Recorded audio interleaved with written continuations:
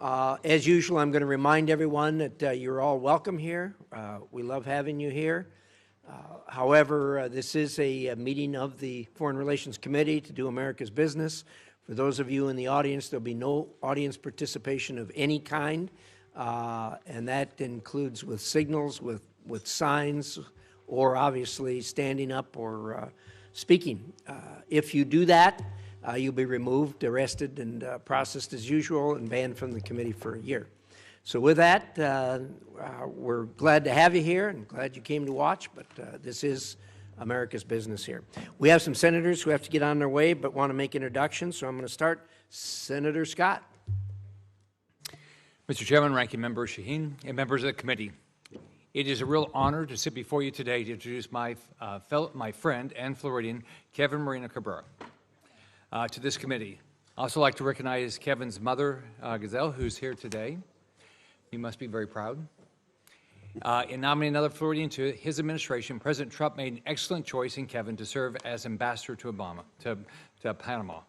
Born in Miami to Cuban exiles, Kevin understands firsthand the importance of democracy, free enterprise, and strong international alliances.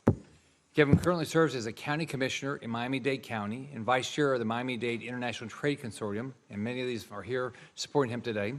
During his term in office, he has successfully led trade missions to key global markets, including France, South Africa, Japan, the United Kingdom, and Ireland. Kevin understands the need for good trade partners in the Western Hemisphere and the impact it has in preventing Communist China and other adversaries from gaining any grip in the region, all while doing everything we can to bring a new day of freedom and democracy to our neighbors in Cuba, Venezuela, Nicaragua, and all around the Western Hemisphere. President Trump chose a leader who can deliver for Americans and for the great men and women of our diplomatic service who are stationed in Panama. Panama was one of the countries I visited there a couple times when I was governor. I also visited, that's my first co-delegate, as a senator in 2019. I met some of the wonderful team at the embassy there on the ground working to represent our best interests, just as Kevin will do.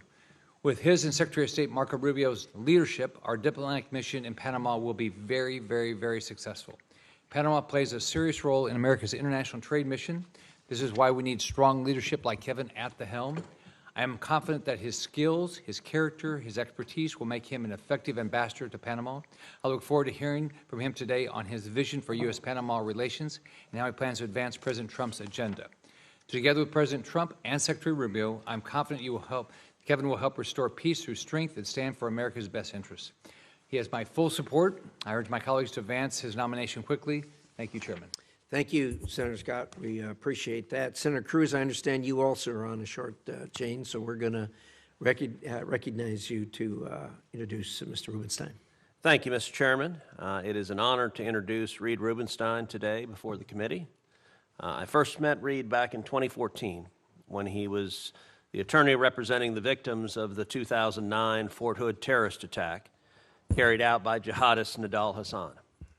I worked closely with Reed on one of my very first pieces of legislation that was passed into law, which addressed the Fort Hood attack and the Obama administration's refusal to award Purple Hearts to the victims. You'll recall they called it workplace violence instead of terrorism, and on the Senate Armed Services Committee, I introduced an amendment to mandate that the Purple Heart be awarded. That amendment got bipartisan support, passed into law, and I was proud to be there at Fort Hood when those Purple Hearts were finally awarded, although sadly years after that horrific attack. Reed is an experienced lawyer with more than 30 years in private practice, litigating constitutional, administrative, and complex commercial trial and appellate cases. He has also counseled publicly traded and closely held corporations on regulatory compliance, M&A, and transactional matters while handling executive branch and congressional oversight, investigations, and enforcement issues. He is exceptionally well qualified to serve as legal advisor to the State Department. With his strong legal background and previous experience as a Deputy Associate Attorney General in the U.S. Department of Justice and as General Counsel to the U.S. Department of Education during President Trump's first term, I have no doubt that Reed will serve our nation with the utmost integrity. I have full confidence in Reed. I support his nomination, and I look forward to seeing him confirmed. Thank you. Thank you very much, Senator Cruz. We appreciate that. I know you've got another commitment that you've got to make, and so we'll excuse you. Next, I'm going to move to Senator Bozeman, and most importantly, Kathy's with you today. Is that right, Senator Bozeman? Yes. Thank you, Mr. Chairman. It's good to see you and Ranking Member Shaheen and the rest of my distinguished colleagues.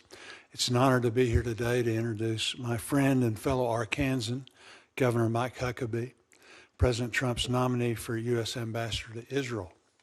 I know Senator Cotton would have liked to be here too. In fact, it was the first call I received very early this morning, reminding me to tell everybody how much he supported this and what a great ambassador he thinks that Governor Huckabee would make. I would also like to say hi to Governor Huckabee's family and friends here in attendance and how glad we are that they are supporting him. We all know these are family affairs, whether it's us or people that serve in other aspects of government. This is a pivotal moment in our history, not just for our country, but for Israel and the special relationship between our nations. I've had the privilege of knowing the governor for many years, and I can say without hesitation, he's the right person to be our representative to Israel at this critical moment. And I'm thankful to President Trump for selecting such a staunch and passionate advocate for the Jewish state. Mike was raised in Hope, Arkansas, and went on to graduate from Ouachita Baptist University, where he majored in religion. He then attended Southwest Baptist Theological Seminary in Fort Worth in preparation for a lifetime of ministry, and included pastoring Emmanuel Baptist Church in Pine Bluff, Arkansas, and later at Beach Street Baptist Church in Texarkana, Arkansas. He went on to serve as president of the Arkansas Baptist State Convention, where his leadership and communication skills intersected at the cornerstone of his life, spreading the gospel and shepherding fellow Christians in their faith, and foreshadowed his calling into public service.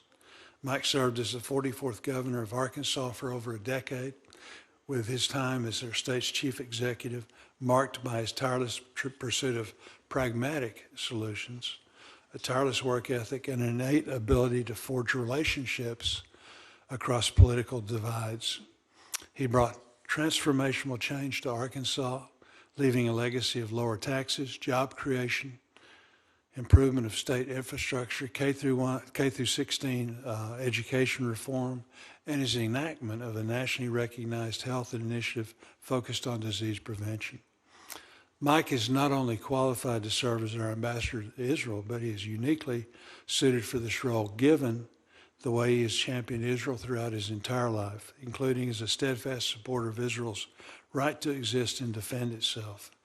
He's had an intimate familiarity with Israel's people and its leaders, having frequently visited for over 50 years, leading groups to the region since 1981. He also understands the importance of diplomacy and has profound respect and appreciation for it. And he has worked persistently throughout his life to advocate for strengthening and furthering the distinctly profound ties between our two countries. As the United States ambassador to Israel, he will bring thoughtful, principled approach to our relationship, as his extensive experience already shows. He believes, like many of us, that the United States and Israel share a sacred bond and that transcends politics, both in terms of shared values and mutual security. In an increasingly dangerous world, where Israel is under constant attack from Iran and its terrorist proxies, the United States needs a representative in Israel who not only understands the complex Middle East geopolitics, but can navigate them with conviction, strength, and tact. Governor Huckabee's background, character, and experience all uniquely qualify him to be that figure at this moment for this purpose. His deep understanding and love for Israel and its people will undoubtedly make him an exceptional ambassador. I know that he will represent the United States with honor, integrity, and an ironclad commitment to the enduring partnership between our two nations. I look forward to seeing all the great things he will do as the United States ambassador to Israel. I strongly support his nomination and urge my colleagues to do the same, as does my colleague, Senator Cotton from Arkansas. Thank you very much. Well, thank you very much, Senator Bozeman. I know you've got other things you have to do too, so we'll excuse you, but thank you very much, and I'm sure Mr. Huckabee very much appreciates your kind words for him. And I know I talked to Tom Cotton, too. He wishes he could be here, but he's got some things biting him right now, that, like we all do from time to time. But he likewise would have had a strong introduction and support for you. So thank you, Senator Bozeman. So where we're going to go today is I'm going to make an opening statement. I'm going to yield to my distinguished colleague for her opening statement. Then we'll hear from the nominees, and then we're going to do a round of questions and possibly a second if there's interest. So with that, today we have, we're going to hear from 3 more of the President Trump's national security nominees. These positions are key to advancing President Trump's America First foreign policy priorities and helping America's friends while pushing back against our enemies. Governor Huckabee, as U.S. Ambassador to Israel, you would represent us at one of the most important postings in the world.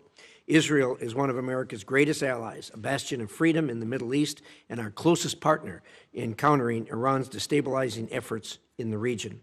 For years, the previous administration withheld American support that was necessary for Israel. Not all of it, but some of it, and in the wake of the horrendous attacks on October 7th. Despite that, Israel had the courage to confront Iran and its proxies, and it decimated them. Now, thanks to President Trump's tough negotiations and Israel's courage, Iran is at its weakest point in decades, and hostages are returning home. In the Middle East now has an opportunity to free itself from Iran's grip, and America will be safer for it. To promote stability in the region and protect our national security, we need to continue to support Israel's efforts however we can.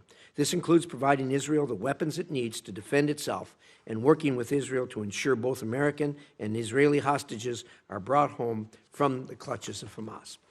Governor Huckabee, I look forward to hearing how you will support our ally and help support and facilitate peace and stability in the region. Mr. Cabrera, Panama is a strategic ally, and our long historic partnership is anchored in shared economic and security interests. The United States is Panama's largest foreign direct investor with a total of $3.8 billion invested in a range of sectors. But as you know, China seeks to undermine our work in Panama, particularly when it comes to the Panama Canal. The President is right to focus on China's involvement in this critical infrastructure. The fact is, China will continue to use its footholds in Latin America to threaten the U.S. and our economic interests. We need to counter its presence in Panama and make sure China cannot control shipping through the canal like a pawn in its malign chess game. Additionally, more must be done to counter transnational criminal organizations that profit from illegal migration and the trafficking of illicit narcotics that kill Americans. President Trump is leading the charge on a generational shift in American politics and American foreign policy. The President meant business when he told the American people that he would put their interests first, and he has taken extraordinary action in his first weeks in office to make this happen. Mr. Rubenstein, as legal advisor, you'll be charged with providing Secretary Rubio sound legal advice as he executes President Trump's foreign policy agenda. Your background in complex litigation and prior experience in the executive branch will serve you well in this challenging role. Just like all the nominees who have testified before us this year, you will have a big job. You will be tasked with defending the interests of this great nation in the history during a very turbulent time. Americans are counting on your leadership. I look forward to a productive conversation today and for all of your swift confirmations. Thank you. Senator Shaheen. Well, thank you, Mr. Chairman. Before I get to my prepared remarks, opening remarks, I would like to express concern about the sharing of classified information that has been such a big story on the news in the last 24 hours. And I hope that this committee will express our concern about sharing classified information with the Department of State, as Secretary Rubio was on that call, and also with making sure that we are safeguarding critical information as the Records Act requires. So I would, as a member of the Intelligence Committee, I know you know better than most how important this is, and I hope you'll join me in making sure that we send that message to the Department of State. Now, I would like to welcome our nominees, your families and supporters who are here with you today. From representing the United States at our embassies in Israel and Panama to serving as the legal advisor for the entire Department of State, the posts you've been nominated to fill are incredibly consequential. In the wake of the Hamas attacks and Israel's campaign in Gaza, we've been working to avoid escalation and a wider regional war, a war that would not only threaten all our allies in the region, but would be dangerous for the United States. I believe the ceasefire the Trump administration helped implement between Israel and Hamas was a good first step. However, I do not agree with the idea of the U.S. owning Gaza or forcibly displacing Gazans, as the president has suggested. Getting drawn into this conflict and putting American troops on the ground in Gaza, I think, would be a disaster. But the ceasefire began an important process of getting Israeli hostages returned home. It opened up opportunities for humanitarian aid to reach Palestinians. Sadly, with Israel resuming the attacks in Gaza, violence has returned and the entire region is threatened again. Instead of moving to a second phase, we are standing by and watching as the ceasefire agreement comes undone. I think it's important for us to get the parties back to the negotiating table to focus on phase 2 and to get all of the hostages released to achieve long-term peace and security for Israelis and Palestinians.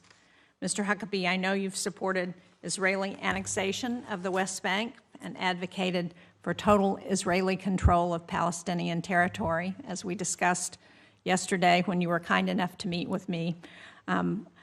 This rhetoric is highly incendiary across the Middle East and the entire Muslim world. And so I hope that will think about how to advance long-term peace and stability in the region. Mr. Cabrera, I'm also concerned about the threats from this administration toward a friendly government in our own hemisphere, and that is Panama. I take the risk of China's influence very seriously, both along the Panama Canal and across the region, and I'm concerned that escalating threats about the U.S. reclaiming the canal, even if they're only meant as a start for negotiations or to extract concessions, could have dangerous unintended consequences. If confirmed, you will be leading the American Embassy in Panama at a time when sound judgment and experience are needed. I hope you will speak to your plan to ensure that threats and saber-rattling do not lead Panama and other countries to hedge their bets with the United States, to drive them to explore closer rather than more distant relationships with China in the long term. Finally, Mr. Rubenstein, if confirmed, you will hold one of the most significant positions at the State Department as the legal advisor. You would be providing legal advice on areas that are not only critical to our national security, but in many cases, these are areas that have been the focus of a relentless attack by this administration and Elon Musk. Your advice would cover visa operations and border security, hiring and firing decisions for personnel, sexual discrimination in the workplace, the security of sensitive data, the payment of foreign assistance, and operating funds. Many of these issues have been the bedrock of 6 decades of investment that have made the United States more respected and influential than any other nation. I've always supported reforming government and making sure our tax dollars are spent wisely. But across America's foreign policy and national security agencies, the administration has acted without regard for U.S. laws enacted by Congress to establish agencies and how funds should be spent. So I hope you will address in your remarks what role you believe Congress plays in these questions, or whether the President, using the theory of the unitary executive, has the right to unilaterally override congressional authorizations and appropriations. I look forward to hearing each of your thoughts and insights. Thank you all. Thank you, Senator Shaheen. I should respond briefly to the comments regarding the leakage on the intelligence matter. I spoke with Secretary Rubio about this at length yesterday, and he sat next to me on the Intelligence Committee for 15 years. He is really aware of these kinds of things. We have leakage that happens from time to time. I can assure you that his knowledge is such and his commitment is such that he had no knowledge of there being the tap on that there was when he was communicating. So this is a matter that's going to be investigated. Obviously, we're going to know a lot more about it as the facts roll out. But from the State Department standpoint, I can assure you there was nobody at the State Department that was aware at all that there was the leakage that was going on. So, but I appreciate your concern. I don't think there's anybody that that wouldn't be concerned about a serious leak like this. So we'll move on as best we can. So with that, we're going to do a round of questions. I want to start with Mr. Cabrera on regarding the Panama. Let him do the opening. Oh, I'm sorry. Go ahead. Let's see. Let's start with Mr. Huckabee. Chairman Risch and Ranking Member Shaheen, Thank you. distinguished members of the committee, I want to say thank you very, very much for giving me the privilege of coming. I'm a proud American Jew. I'm a proud American Jew. Yesterday, Central Station was saying no. Let's say no to Huckabee. Jews say no. Jews say no to Huckabee. Jews say no. Sorry about that. Committee will come back to order, and Mr. Huckabee, please proceed. I will mark them down undecided, Senator. We've I had- want to thank you for the privilege of coming before you today as you conduct the constitutional obligation of advise and consent of those who have been nominated by the President to serve as an ambassador to our beloved nation. The founders recognized that Senate approval was not necessarily Senate agreement with the President, his policies, or even with those he selected to represent him. But the Senate affirms that those nominated be thoroughly examined to determine moral and legal fitness to serve. I'm aware that not everyone on this committee will agree with the President's policies or his personnel choices in his administration. I'm not here to articulate or even defend my own views or policies, but rather to present myself as one who will respect and represent the overwhelmingly elected President. President Trump's historic first-term success with the Abraham Accords, I believe, gives us real hope of what will happen over the next 4 years. And I'm grateful that President Trump has charged me with the extraordinary privilege to serve as ambassador to the State of Israel if confirmed. I'm blessed to have a wonderful and supportive family, especially my wife of almost 51 years, Janet, who is with me today.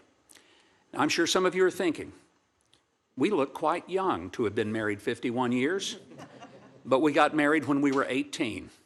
And in Arkansas, we were considered late bloomers. My 3 adult children and my 7 grandchildren are watching, and I'm grateful for them.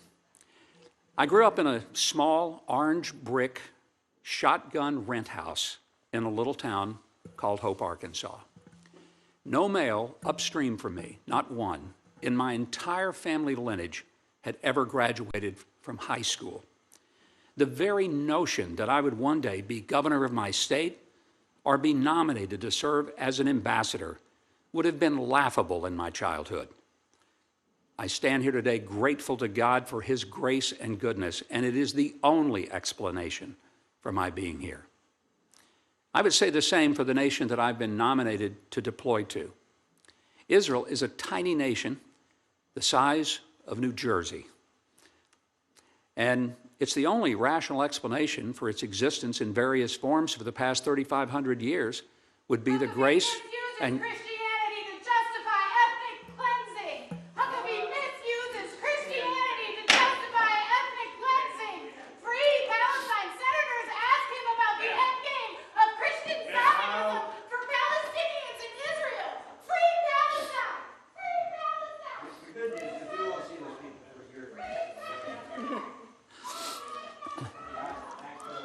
Well, the good news is they're not members of my family, which might be the case protesting me sometimes. I first visited Israel almost 52 years ago. It was the summer of 1973. It was just 3 months before the Yom Kippur War. I was 17 years old, right out of high school. It was a month before my 18th birthday. And despite my growing up in poverty, my soon-to-be college roommate came from an affluent family. We really were the prince and the pauper. My friend wanted to take a senior trip to the Middle East.